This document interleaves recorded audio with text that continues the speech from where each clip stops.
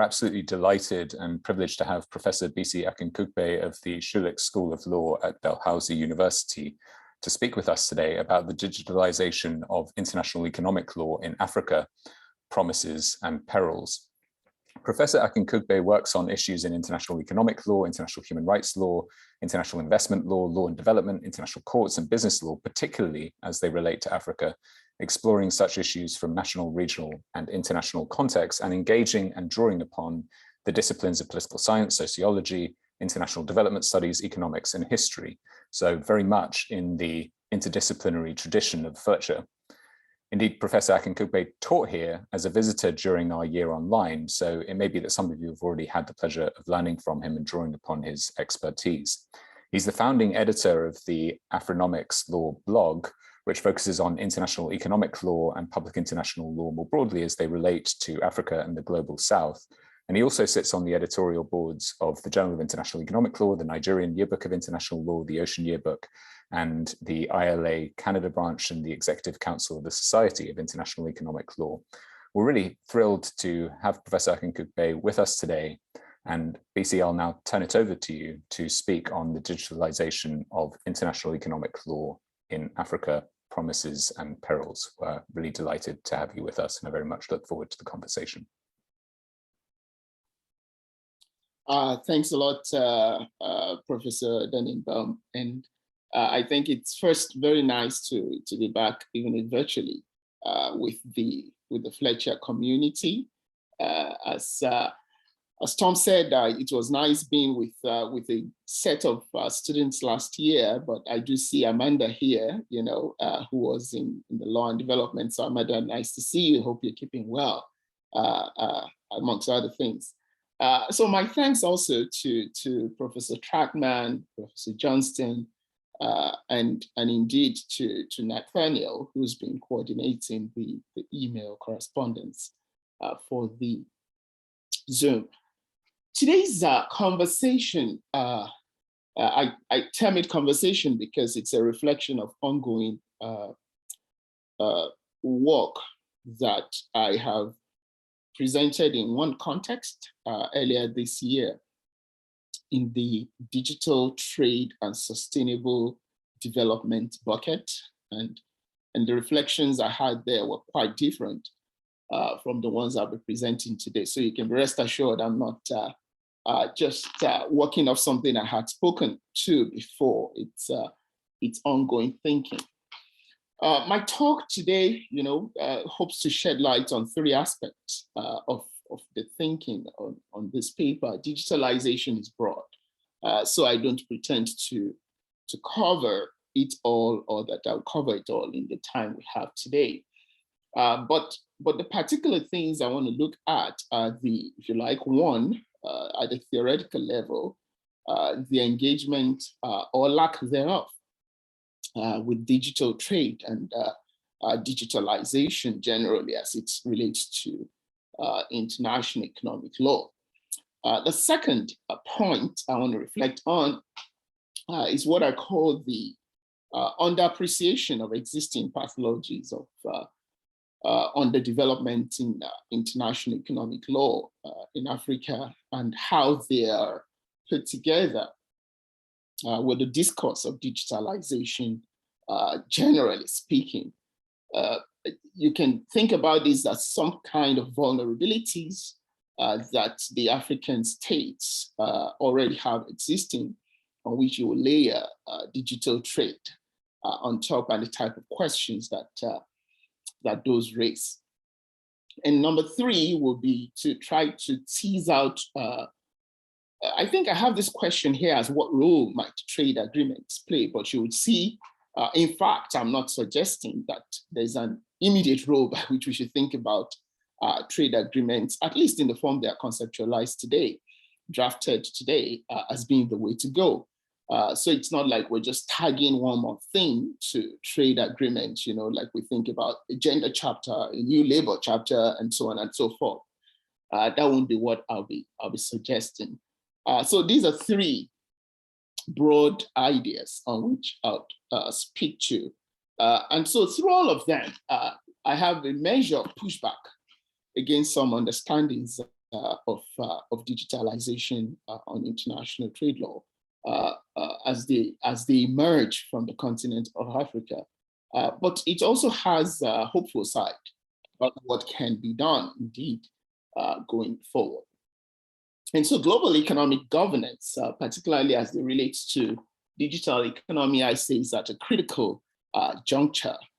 And data governance, digital platforms, and other aspects of digital technologies have important policy and substantive implications on the regulation of international trade law in the global North and global South countries. So it's not a prerogative here that, problems that I'll be talking about actually are domesticated only in global South countries. You can close your eyes and imagine certain parts of the United States or Canada being exposed to similar types of challenges that I'll be talking about. Digital trade in its various manifestations has become a central aspect of international trade. And so it's not uncommon for you to hear today, oh, it facilitates global value chains, it helps logistics, it's environmentally friendly. So many reasons. Transaction costs are reduced and so on and so forth. That many scholars have advanced as reasons for us to embrace this new dynamic or phenomenon on international trade law. So digital trade primarily consists of technologically driven dealings of trades in goods and services. Of course, it has financial aspects, it has many other aspects that I can speak with today. But the reality is that it can be a blend of physical and digital, but it can also be strictly digitally orchestrated. In the sense, though, that for today's reflection, speak to digitalization, I think about it much more broadly. And so it refers to the transformation of economic activities through the application of digital technologies. The premise to that is that we shouldn't imagine digital trade in goods, digital trade in services, digital financial services in silos, because to do so really means the overarching development question on which we are trying to lay out of this. They have implication for economic, socio-political aspects of our societies. So if one were thinking about definition, then that's what I would be working with, right? That's a phenomenon that has both local, regional, global implications, but really situates cross-border international economic relations in an existing set of rules that were not initially thought of to anticipate or deal with this situation. And so if our rules of international economic law, as we know them in the multilateral trading system, via the WTO and its many rules, or the regional context, did not historically anticipate all of this, it means we have a real question on our hands about how to deal with this fast growing aspect. Before I move to those three broad areas I sketched at the beginning, I think it's still important to recognize that in the context of African states, digital economy is, of course, rapidly expanding.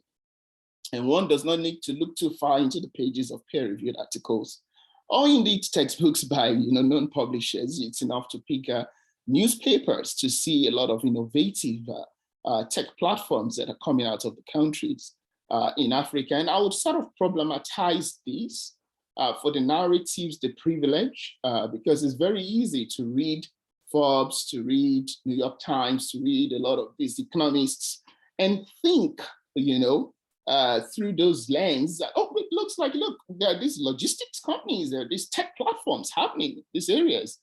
Isn't that something that, the country necessarily benefits from? I sort of approach that with a much more cautious lens, because as you would see shortly, the innovators themselves are out for something. Before long, they get taken over by the capitalist interests, those who control power, those who control money. And so they're folded into an existing chain of powerful technological companies that we'll get to, which some people have referred to as digital colonialism, if you like, shortly. So Forbes magazine, for example, said of African innovations a short while ago, 2020 now, at the height of COVID-19, that the new wave of innovations, I'm quoting now, on the continent of Africa has seen governments, universities, corporations, and small business rally together to come up with rejigged solutions and find effective ways to combat the crisis. Speaking of the COVID-19 pandemic. A raft of new ideas are emerging, from clever face masks to ventilator machines to food delivery apps to contact tracing apps and robots. So let's get something clear. It's not that the capacity to reimagine the economics in a digitalized way is lacking, right? The human dimension of the growth, if we think about it in amateur sense language here, that's not lacking, that's very much there. So that's not what I'm saying. It's not lack of expertise at all to do this, not lack of skills.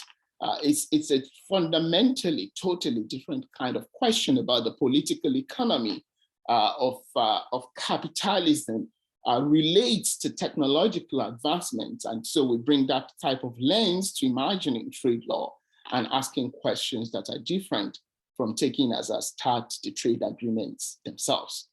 So let's come to the first bit, which is the theoretical part. And here it's interesting because, like the broad context of international economic law itself, we cannot but see how much the language of law and economics is embedded in discourses of digitalization. Oh, it saves transaction costs. It creates jobs. These are all economic languages, right? Very neoclassical in rendering. There's nothing wrong with that, except that it's only one aspect of the conversation we need to have, and should, in fact, my argument, not be the only conversation that we should be having, because many other things that are backgrounded in these types of discourse relates to human rights implications, relate to the social aspects of this, relate to the gender dimension of this important, digitalization scheme that we're talking about. So let's pick, for example, the socioeconomic and human rights aspect, right? One huge conversation on the table is around privacy, right? Data privacy, and how this is, being responded to at the national level by various governments across the world, for which many African states are still catching up. You can think about the societal context in which many of those who even use these in African states are not as technologically savvy. I'm not using the words of educated and uneducated now. It's just, you don't have to be educated to be technologically savvy. So this is just about, do I know what I'm doing with this? You can be educated and actually fall into that trap of not knowing what is going on here. So it's a very nuanced kind of conversation we're having that does not sit into many of the established frames by which we imagine these communities. In fact, it turns out that a lot of those who innovate in important ways have not ended up in the traditional frames of university education. And so it should force us to rethink how this means and this works in the hands of the people who actually use them. But to come back to a more structured conversation, power, my argument, is intricately implicated in the narrative of and relationship between innovation and capitalism. And to the extent that those who really innovate or own the infrastructure that allow us to carry on a lot of what will be digital trade in financial sector, in goods and services, and so on and so forth, have power in their hands, then we need to think about it much more seriously than in the language of transaction costs or law and economics classical sense. To quote Cecilia Rica, she argues that, quote, the implications of intellectual monopoly capitalism at national or regional level would differ according to the rank of each state in that order. Intellectual monopolies act as ruling bodies, with the extreme case of tech giants' capacity to govern the digital economy. Not quite digital economy-ish, but the metaverse conversations, everything else around those shows a different dimension of how we can think about this type of power working out. Still, quote, in the peripheries, and so you think about African countries, Latin American countries, some Asian countries, intellectual monopolies systematically pass over less powerful states. So this is that place we get to where you think about the role Facebook, for example, can play in so many small states. I mean, it's not easy itself for the US to regulate this kind of technological platforms. You do see a lot of hearings that come up at the Senate, you know, and the House. And so you ask this question, what might it look like for developing countries who are so keenly interested, if you want to think about it in language of investment, of drawing foreign investment into their countries, you know? So the first thing on their mind is, so far has not been about regulation of that industry. But still on this theoretical basis, some other work I found interesting so far is that by Koldrinic and Ulysses Measures, you know, they think about the costs of connection and how data is colonizing human life and appropriating it for capitalism. This is the data governance, the all big data governance dimension to it. And again, to just quote them, they say, if historical colonialism annexed territories, right, the physical aspects, their resources, and the bodies that worked on them, data colonialism's power grab is both simpler and deeper. The capture and control of human life itself through appropriating the data that has been extracted from it for profit. If that is right, then just as historical colonialism created a fuel for industrial capitalism's eventual rise, so too data colonialism is paving the way for a capitalism based on exploitation of data. Human life is quite literally being annexed to capital, unquote. Very fascinating, right? And what I'm trying to show through these quotes, there's one more, is that there are various dimensions of impact in our daily living that are implicated in the discourse of digitalization, that to think about it on the altar of, you know, transaction costs, global value chain, supply system, what it enables for logistics, as good as they are, really only capture an aspect of it. And that for many developing countries, and in fact, from the less privileged in developed countries, this is a challenge that we are all facing with respect to how our data is being mined, for example, as the last quote shows. Probably the one that has been most cited in recent times on this issue is that by Michael Quitt, who's written on digital colonialism, that paper titled US Empire and the New Imperialism in the Global South. And one quote I found very fascinating in that work is this, that where the author said, we live in a world where digital colonialism now risks becoming as significant and far-reaching a threat to the Global South, and I'll add, global North, as classic colonialism was in previous centuries. Sharp increases in inequality, the rise of state corporate surveillance, and sophisticated police and military technologies are just a few of the consequences of this new world order. The phenomenon may sound new to some, but over the course of the past decades, it has become entrenched in the global status quo. Without a considerably strong counterpower movement, the situation will get worse, much worse, unquote.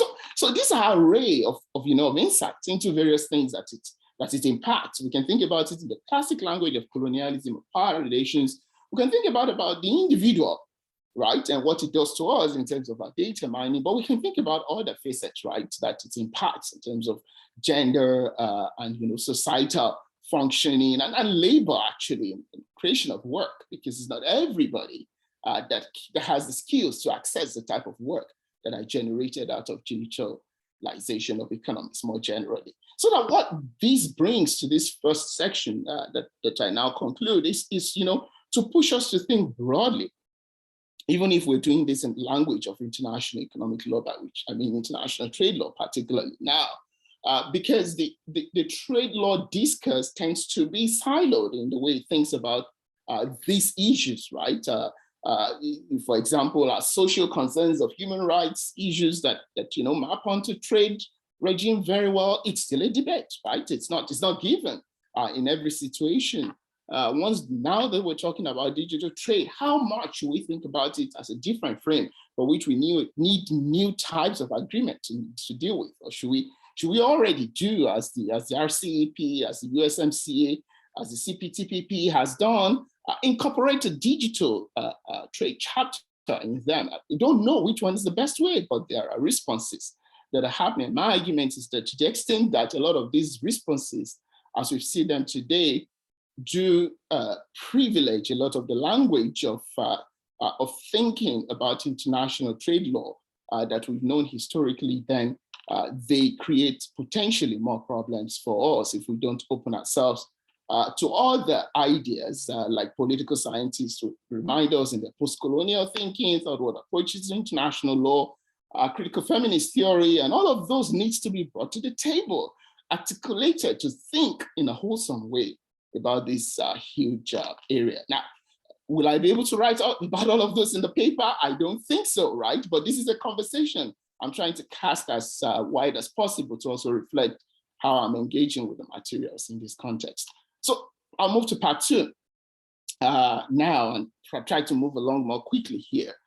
So here, what I try to do is to look at the state of development with respect to digital trade, digitalization on the continent. And of course, I can't speak to the 55 countries that comprise the continent of Africa. And so the place to try to bring cohesion to the narratives, to look at what the African Union, which is the continental body, is doing in response to digital trade.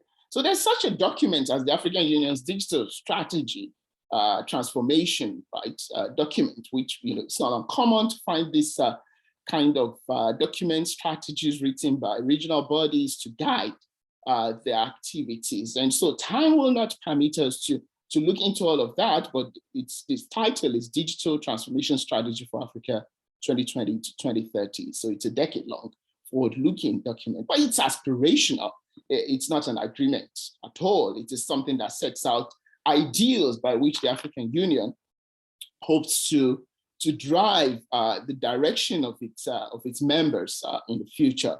And so the digital transformation strategy for Africa builds on existing initiatives such as the Digital Africa, the Program for Infrastructure and Development in Africa, the Africa Continental Free Trade Area, the African Union Financial Institution, Single Air Traffic Management. So there's a whole gamut of things that are comprised that are built together in here. And it shows us the various dimensions, right, that digitalization goes into once we're thinking about it in that broad sense. My claim with respect to this document is straightforward, right? It's very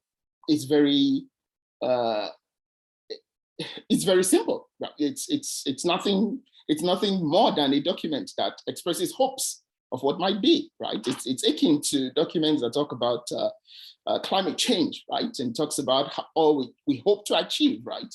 But its achievement really then gets to a much more interesting level once we think about what other things are out there in the African Union context that might speak to the direction digital trade is going. And so on 10th February 2020, the heads of state and government of the African Union passed a number of decisions. 2020 was the time they had just kicked off around the African Continental Free Trade Area Agreement, which is the culmination of many years of negotiation to try to build a custom union community for the African states that will allow the continent to negotiate as a bloc, and that has a huge set of potentials. So we have in existence now a protocol on trade in goods and services and dispute settlement mechanism, and what is going on now is a negotiation to address different phases. So currently, they are setting up the negotiation for the intellectual property rights to come up with a protocol for that. Then they'll go to the investment protocol.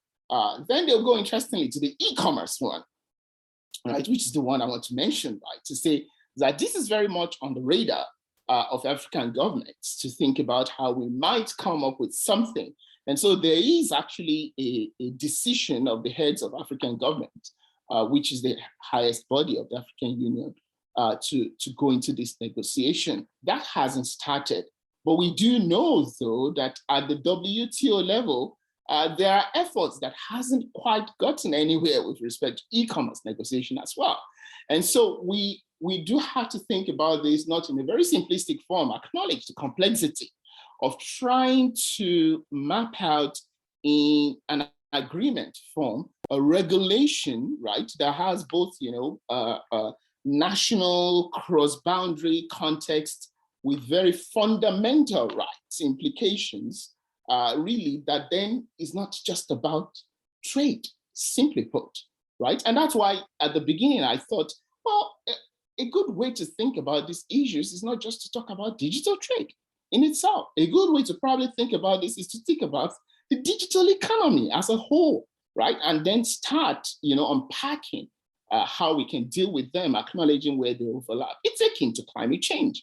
Again, I'll draw these analogies to think about what might international investment law do about climate change. I don't know, because the system that establishes international investment law is simply private law, right? It's about negotiation of agreements. And so to think that transnational corporations, of course, they contribute to it, but should be the ones that address it when the reason they exist is profit, simply doesn't sound well, right? It's like putting the meat before the lion to guard. It really won't work well if we're thinking about it in that way. So to come back to this, it's about on the regulation side now, there has been more national responses, on the African continent to perceived threats in these areas than the regional. And we can speak to that in question areas. And so, but to go more into the pathologies that I talk about of underdevelopment, assuming we close our eyes for once and imagine that all is well in relation to these proposed negotiations, the question is, how do they sit, right? On what do they sit on? There's a huge digital inequality challenge that is part of the digital trade negotiation or discussion, excuse me.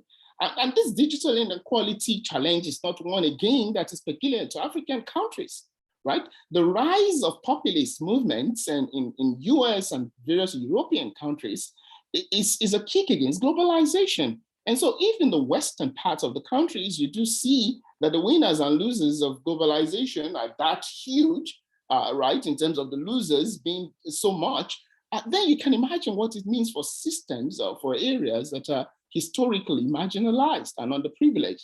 And so digital inequality becomes one area where a lot of those, underdevelopment challenges of these countries get manifested and widened up. Some call it digital divide, but the point here is that mere regulatory intervention won't be enough to deal with these issues because regulation by themselves, depend on a lot of other factors to be as effective as we can think about that. Let's put that aside, and come to digital infrastructure. This is another thing that connects so significantly to digitalization and its effectiveness and who controls it. And it goes there to that ownership of the capital and power. The systems, the corporations, the organizations that own the infrastructure, that deals, that provide the services are not patently African corporations, right? They are not Western corporations. There are only a handful of states in the world, right? You think of the US, I'm not even sure Canada plays too much in that space. You think about China, you think about some countries, other countries in Asia, and you can see maybe some in Europe. And so you do see how the concentration of power for what is infrastructure that undergirds this emerging area, and emerging quote unquote, it's not like it is so new, but it's only to speak to the evolution of ideas and its practice that we're seeing, is really concentrated in the hands of a small number of actors. And so we don't have that in huge proportion in the African continent. And even where innovations have come to play, as has been celebrated, in Nairobi hubs, there are hubs that are deemed technological innovation hubs in Lagos, in Ghana, in different parts of the continent. They're not enough because, as I said at the opening, they're quickly taken over. They're quickly folded, they're sold, they raise seed funding, they raise all these kinds of fundings that are even beyond my own knowledge, but before long, they're gone. They're bought out of the business and sold into these other existing corporations. So what I problematize here is the idea that, look, even if all goes well, for example, in the financial services sector, in addressing digital inequality in various components, whether it's electricity, personnel, and so on and so forth. If we break it down, we still have a situation where there's a lot of catching up to do for African states, and that addressing these issues and putting them on the table is critical to understanding how the political economy of international economic law and international trade law in particular might respond to these. Put it another way, you can say the continuities and in inequalities in the post-colon, right, manifestly shown once you think about digital economy. Now, this again is not to say there are no pockets of success that we can look at. There are e-logistics companies that are doing well, that are responding to non-tariff barriers, that have made goods between intra-African states very difficult. It's not so difficult to look at newspaper reports, especially coming out of Nairobi, Kenya, to see how much it takes trucks, right, to cross border. You see long chains. I mean, only think about it, they're carrying perishable items and it takes them about 10 days to go through border. Then, you end up on the other end with half damaged goods if it's not entirely gone. If it is not even damaged, then the cost rises, right? And so there are logistics companies that are responding to those kind of challenges to try to ensure that, there are no trucks that are empty at any particular time. And if truck A is not able to respond to anything here, it is immediately sent through the systems they have in place. So there is innovation, but it's also about how much do we need to have it concentrated to drive this. Okay, then we get to the last bucket that I want to speak to here, which is about what might we think about the role of regional trade agreements should be. And the place to start is to ask whether there's any in the African continent that any trade agreement that really has language for us to address these questions. Not so much in there. The sub-regional organizations, whether you're thinking about the Economic Community of West African States, the East African Community, the Southern African Development Commission, all of those ones existed and were built on a particular form of thinking, right? And if you're thinking in the development sense, you think about where were we in development context a decade or two ago, right? Really, the front discussions were not about digital trade 20 years ago, right? It's totally different types of thinking. And so a lot of these agreements, even though they were revised in the early 2000s, were revised to respond to ideals of good governance, transparency, rule of law, accountability. Those kinds of ideals were embedded in them, human rights, and so on and so forth. And so that provides a lot of thinking in the sub-regional context. But in the regional context, or continental one, if you want to describe it as such, that's the African Continental Free Trade Area Agreement that's been passed. It also has not dealt with this expressly. It, of course, has provisions that are very general in the way they hope to harness benefits, but it's not an agreement that has a specific chapter, for example, that dedicates itself to issues of data governance, to digital trade in the way we've come to think about its regulation and what it means for cross-border flow of data, and so on and so forth on that realm. And so there's a gap in there. And you do see that the agreement, the decision of the African Continental, of the heads of state of government of the African Union that I referred to, has now given the direction to go ahead with this negotiation. There are very interesting questions to ask here, even if one is thinking about what might my role be, and this is how I'm conceptualizing it. If I were to write an article or write this section to speak to issues that negotiators should be thinking about, right? Because it's not as if I have something I'm responding to, but I'm not also bringing up things. So in a sense, this section is trying to say, look at where we're coming from. Look at the complexity of the challenges we're having to deal with. So if you're trying to negotiate an e-commerce agreement, digital trade agreement, whatever you call it, please don't just copy whatever is existing under the RCEP. Please don't just copy what the USMCA has. You surely can be inspired by them.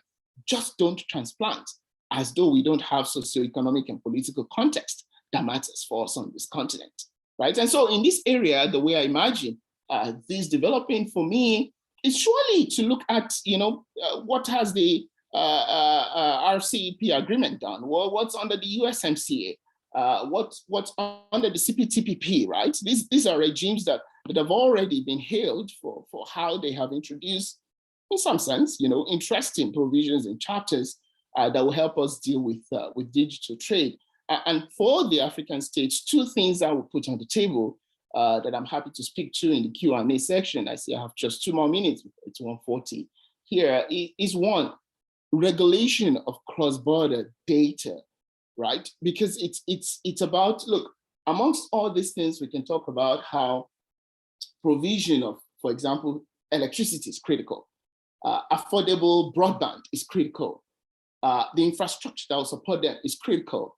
But an important part of that is the mining of the data that the transnational corporations need to monetize, and that's where there's likely going to be a problem.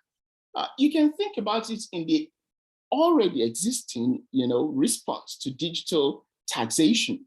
Right, that's another huge bucket. I'm not a tax expert, but my way of thinking as a development, scholar who likes to see how they all connect means we have to not close our eyes to the fact that there's something we do seeing here around the complexity of dealing with it in the context of digital taxation.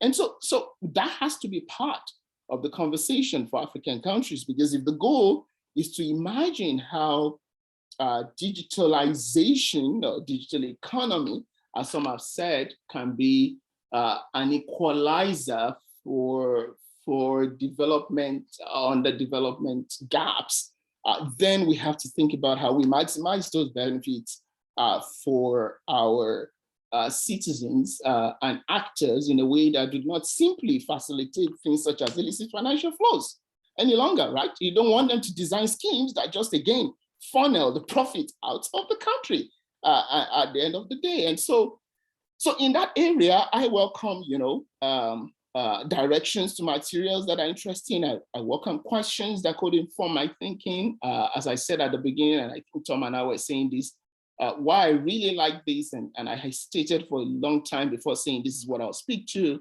but I think it gives an opportunity to cross-fertilize ideas with those who are here, but to also not speak from an altar of a paper that is written in stone, for which engagement may not be the best form. Thank you very much.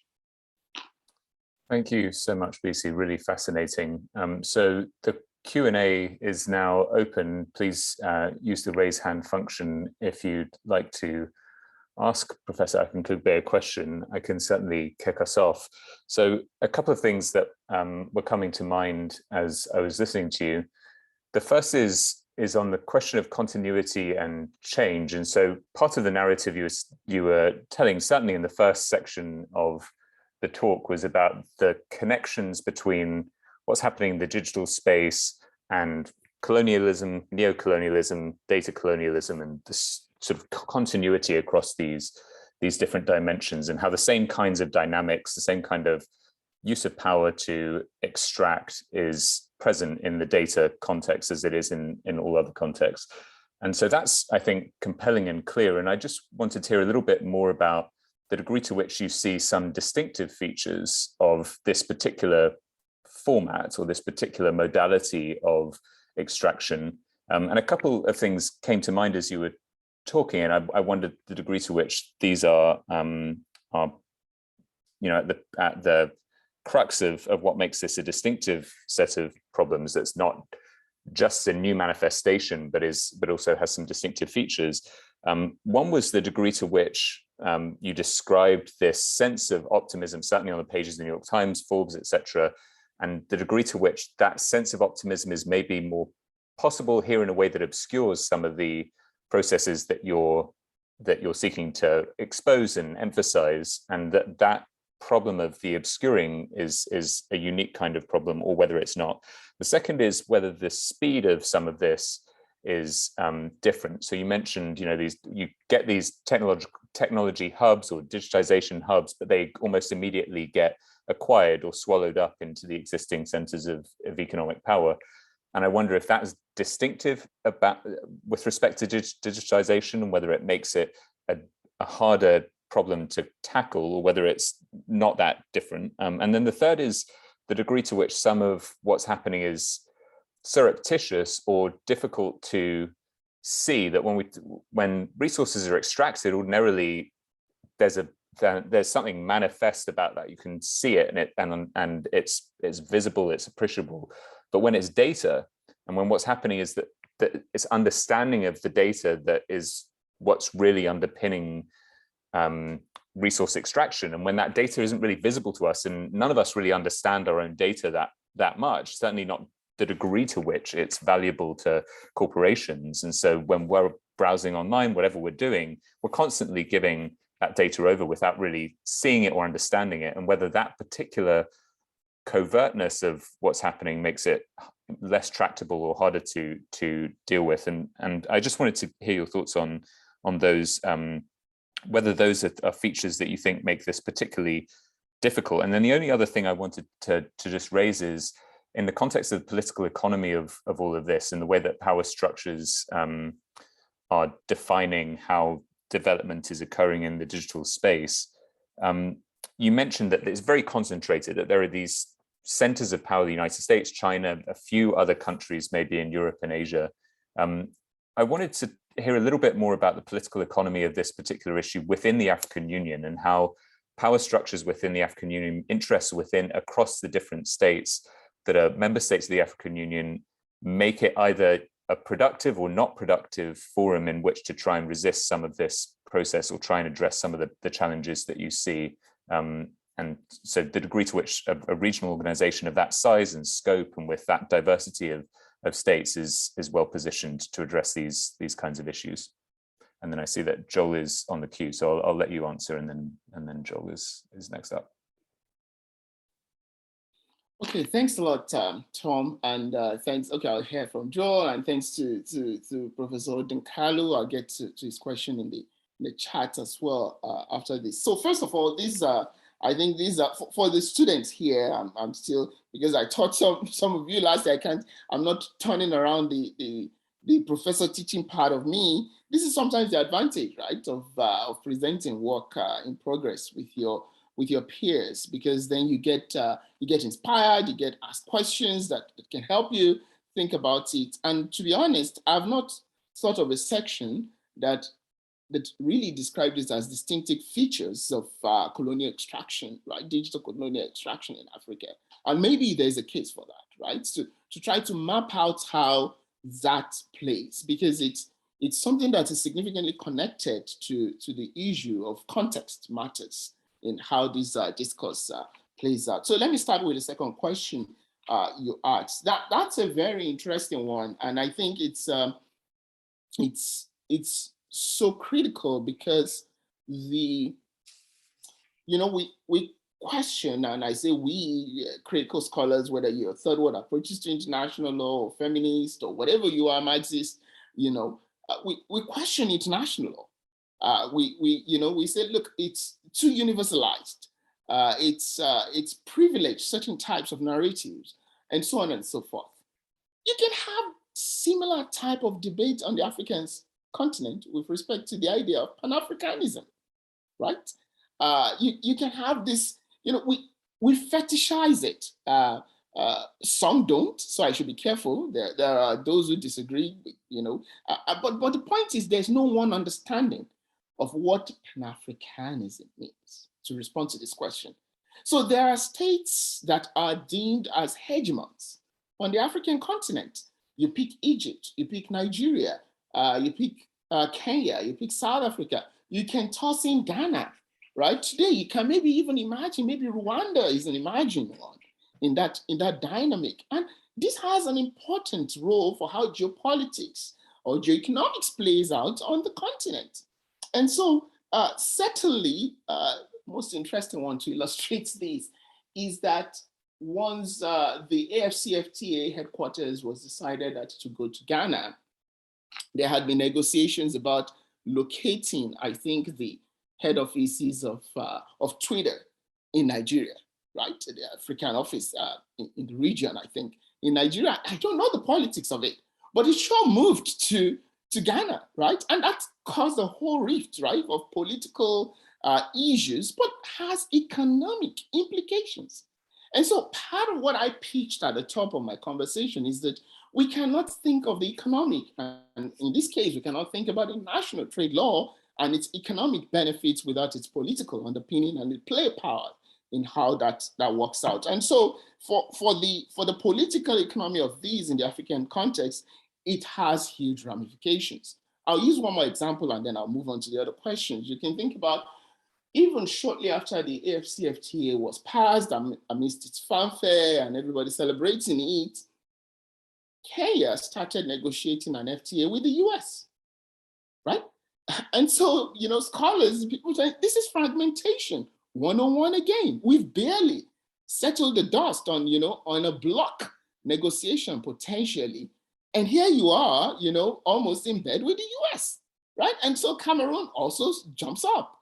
And so, that pattern starts. And these are states that are able to supposedly put their feet down, right, against the US. So imagine the lots of the so many more least developed countries on the continent. So that's a very fascinating question and one that has to play out as part of the broader context of understanding how digitalization plays out for the African region.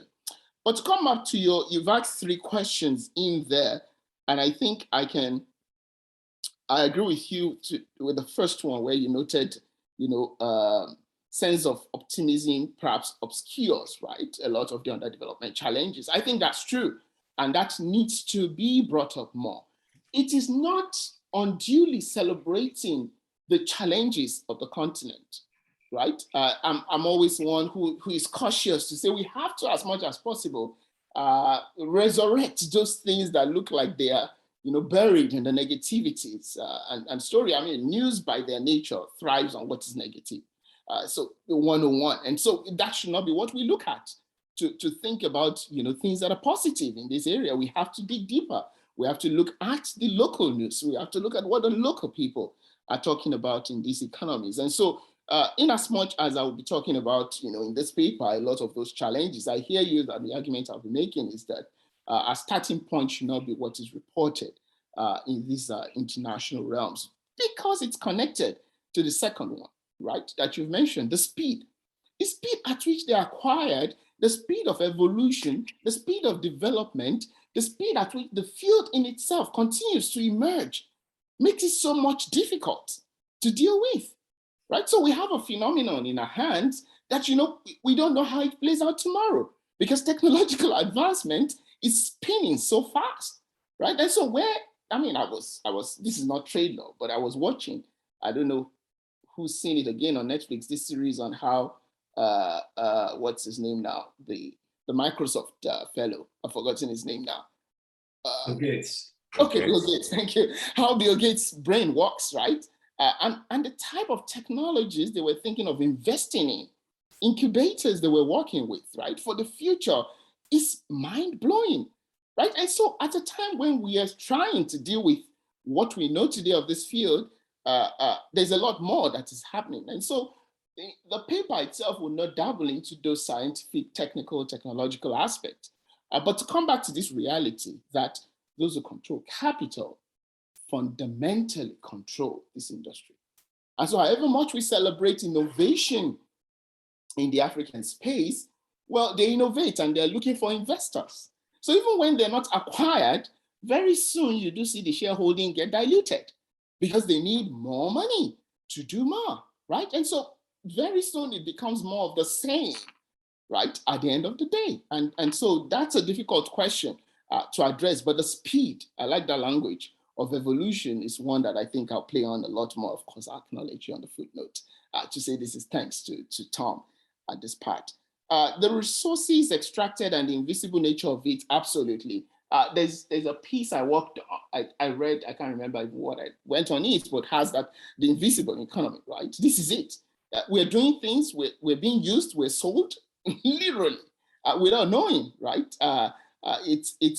It's mind-boggling how much you're having a conversation at times. And my wife, she's looking at her phone upstairs, and she says, "Oh, look at this thing." I was like, "I just saw it," right? Because it's all just connected.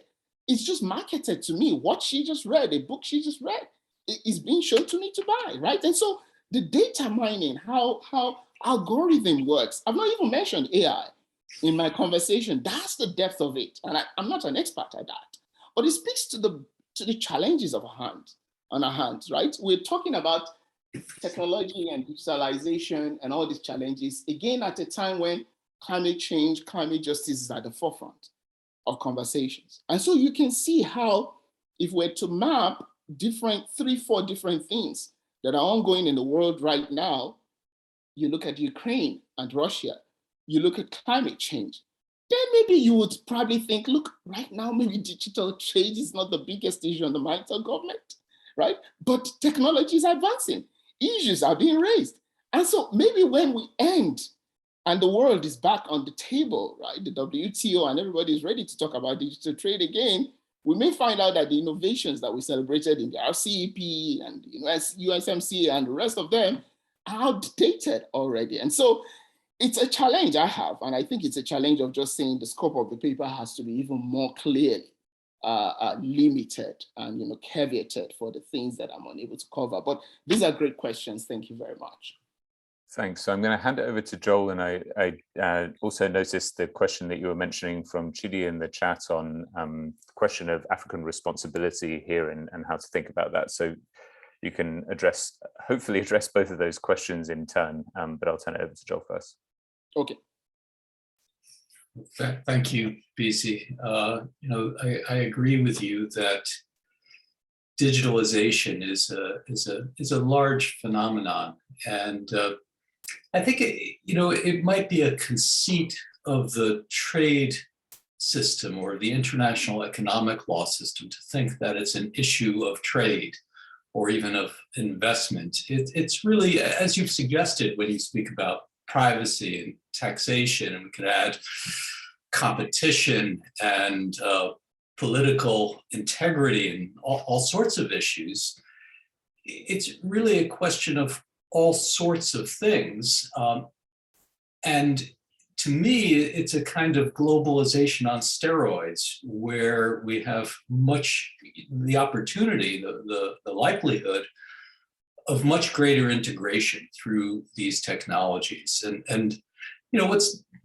So that's a big difference, and it raises, as you suggested, the right to regulate, what Angela Merkel calls digital sovereignty, the question of what states can do and how autonomous they can be. And that's not just a question of what their legal obligations are. It's also this kind of non-legal Brussels effect that can cause states as large as the United States, and certainly as large as Nigeria or South Africa, to have to accept rules that are initiated by powerful first movers.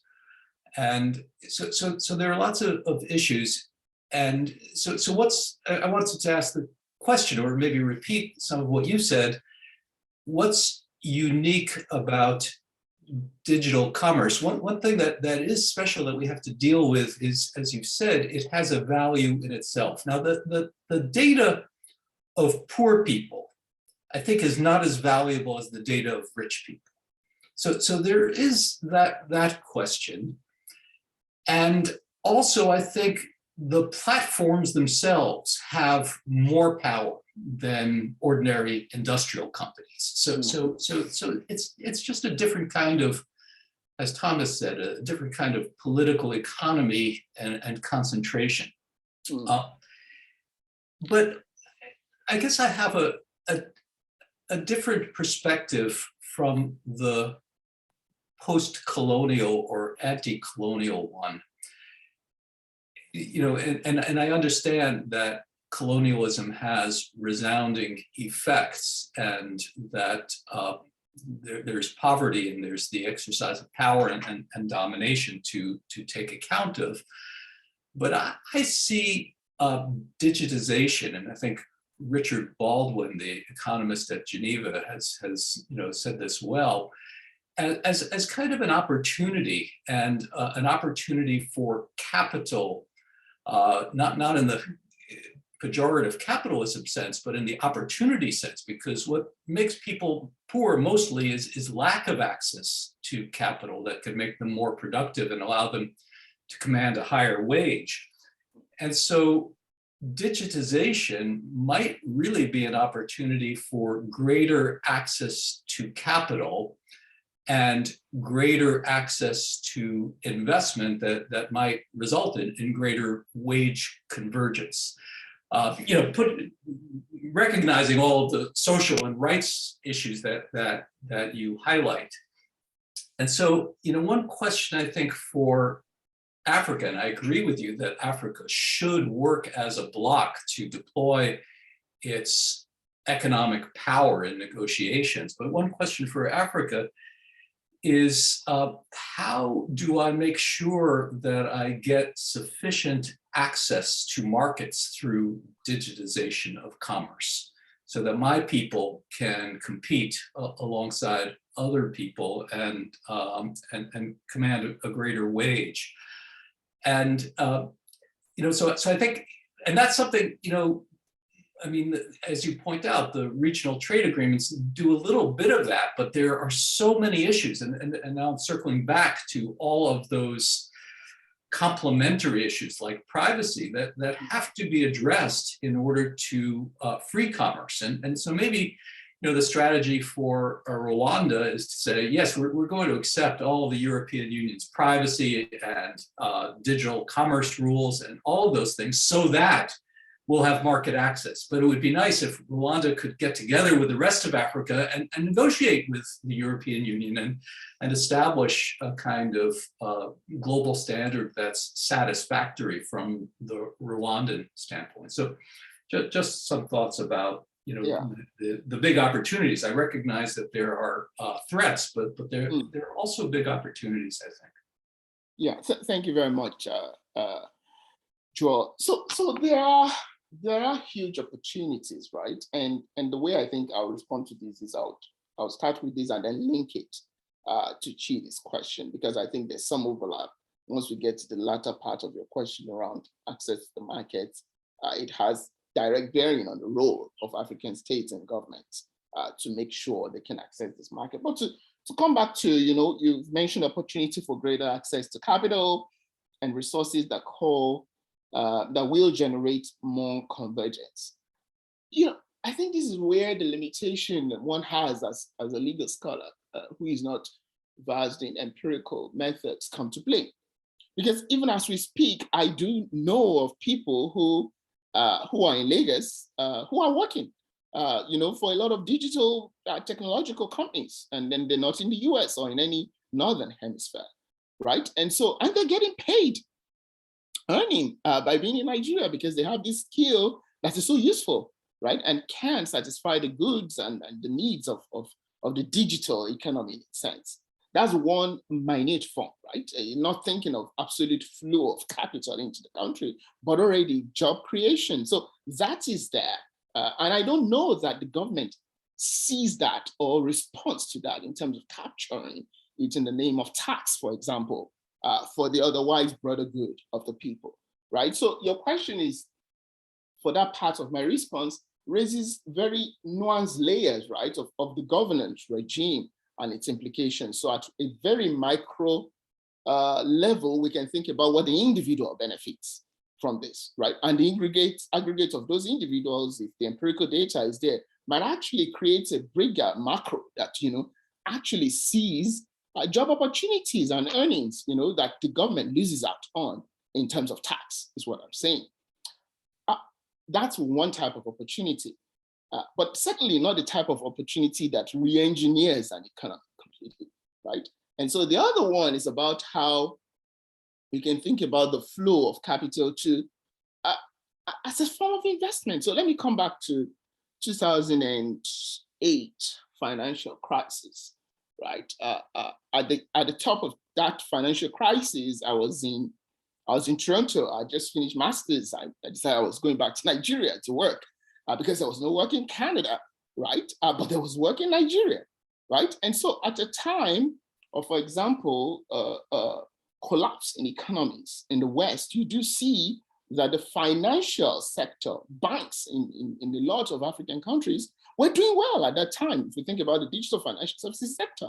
And there was actually active drive, being in the law firm that I was then, by investors from outside of the continent to invest in, in platforms that provided monetary solutions at the time for that. So that's looking at a problem again, another type of these, and that talking about digital financial services, particularly there, and the inflow of money that shows up an economy in that sense.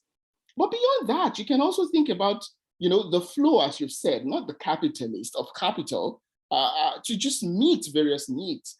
And this is where I have a challenge, right? That I don't think if we're to articulate what the benefits are in terms of the flow of movement of capital, that it is a problem in itself. The challenge really comes about harnessing the benefits that it creates. That's where there's a critical gap, right? Because if you think about it again, this is where we can't escape digital taxation and the challenges that come with it. The flow of capital, they will invest. Investors are coming. You get briefs from folks who talk to you about opportunities to invest in this.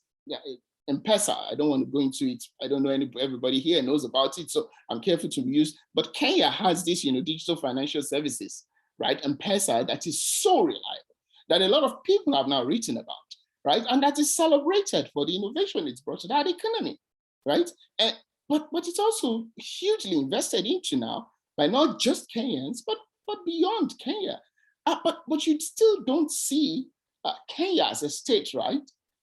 Really transforming completely, even though there's a lot more that is happening in terms of its government responding to perceived gaps in digital regulation that is happening. So again, my presentation is not to downplay the potential for the growth, economic jobs, reinsertion into the globalized economy. It's about the terms on which we are being reinserted into it, right? Do we get reinserted in a way that reifies, that, that deepens the challenges we have?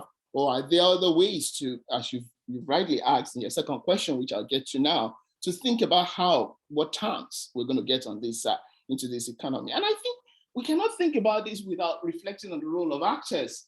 And I don't mean actors in terms of capitalists from the West now, but African entrepreneurs. There are a lot of them on the continent.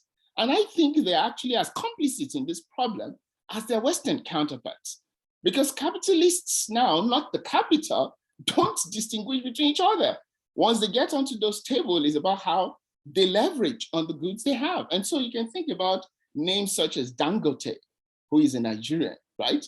And the pattern of investment, not in the digital economy, but how these people are able to exert pressures on governments to gain regimes, to get tax holidays, right?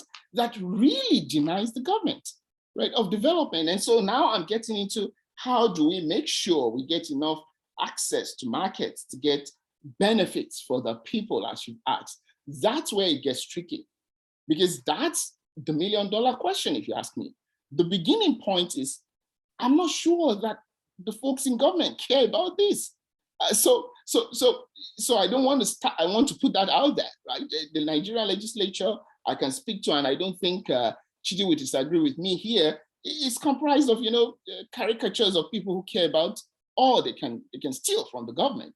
And that's a shame if that's the beginning about it. So the thinking is not about how, to use utilitarian language, the greater good of the greater number of people. It's about how do we ensure that we make ourselves more powerful by stealing, by borrowing, to steal and so on and so forth.